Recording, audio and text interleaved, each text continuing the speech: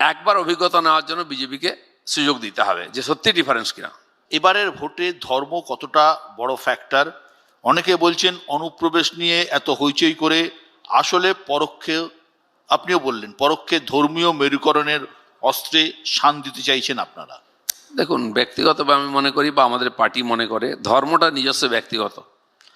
ভারতীয় রাজনীতিতে ধর্মটা কারা ব্যবহার করে? সংখ্যালঘুরা। সংখ্যালঘু হিসাবে ভোট দেয়, সংখ্যালঘু ভোট ব্যাংক, এটা একদিন মাইনরিটি ভোট ব্যাংক বলে শব্দ প্রচলিত আছে।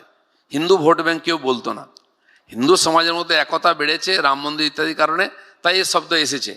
কিন্তু মাইনরিটি ভোট ব্যাংক এটা প্রচলিত আজ নয়, স্বাধীনতার পর থেকে কংগ্রেস এই রাজনীতি করে এসছে। কংগ্রেস থেকে বেরোনোর পার্টিগুলো এই রাজনীতি করে এসছে।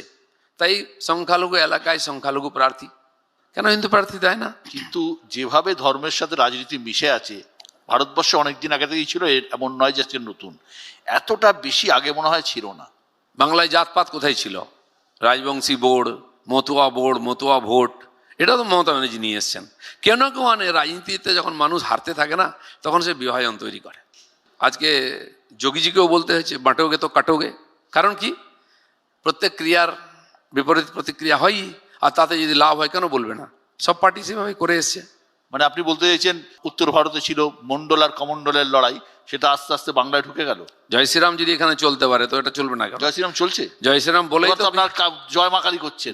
না না, জয় মা কালী জয় শ্রীরাম দুটোই থাকবে। আমাদের যেমন সিনিয়র লিডার আমাদের রাষ্ট্রীয় সভাপতি নাড্ডাজিকে বোঝাচ্ছেন, এটা প্রগতিশীল শিক্ষিত লোক থাকে তো আমাদের মধ্যে।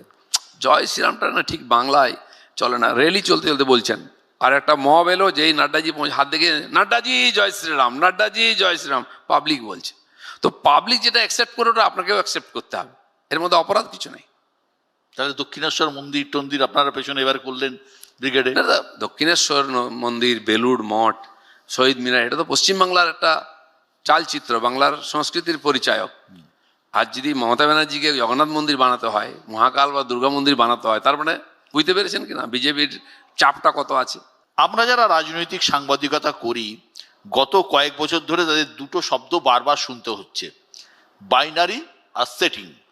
সিপিএম এবং কংগ্রেসের অভিযোগ তৃণমূল এবং বিজেপির মধ্যে ব্যাপক সেটিং আছে, এবং এই দুই দল চক্রান্ত করে বাংলায় বাইনারি তৈরি করেছে, রাজনৈতিক বাইনারি তৈরি করেছে।